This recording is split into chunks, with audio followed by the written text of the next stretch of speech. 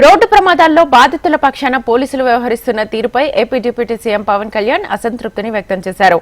బాధితుల పక్షాన ఎల్లప్పుడూ సానుభూతిగా ఉండాలని సూచించారు. పోలీసులు ఇకపై మరింత బాధ్యతగా వ్యవహరించాల్సి ఉంటుందన్నారు.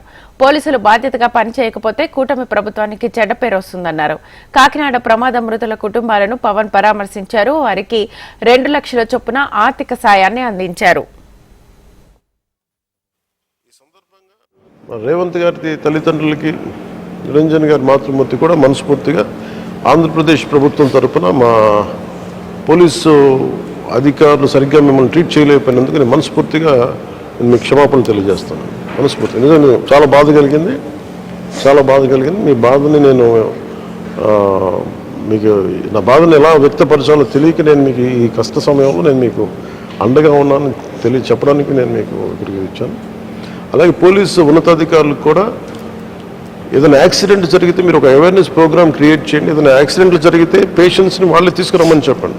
తీసుకొస్తే దాన్ని మీరు ఎలా హ్యాండిల్ చేయాలి ఏంటి అనేది మీరు ముఖ్యంగా మీ పొరపాటుల్లో కావచ్చు, మీ వల్ల కాకపోవచ్చు, అయ్యుండొచ్చు, కాకుండా పోవచ్చు, కానీ మీ పరిధిలో యాక్సిడెంట్ జరిగితే కనీసం మీరు మానవతా దృష్టితోటి మానవతా దృక్పథంతో వాళ్ళని కనీసం హాస్పిటల్కి తీసుకెళ్లాల్సిన బాధ్యత మనందరి మీద ఉంది. దయచేసి దీన్ని భయంగా తీసుకోకండి. నేను కూడా చాలాసార్లు యాక్సిడెంట్ జరిగినప్పుడు నా కళ్ళ ముందు చాలామంది రోడ్ల మీద జరుగుతున్న నేనే స్వయంగా వెళ్ళిపోయి లేపి తీసుకెళ్ళిన సందర్భాలు ఉన్నాయి.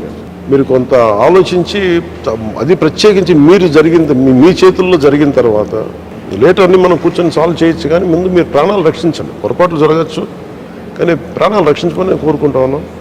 అలాగే ఉన్నతాధికారులకు కూడా, పోలీసు ఉన్నతాధికారులకు కూడా, ప్రతి ఒక్కరికి కూడా మీరు ఒక అవేర్నెస్ ప్రోగ్రామ్ క్రియేట్ చేయండి.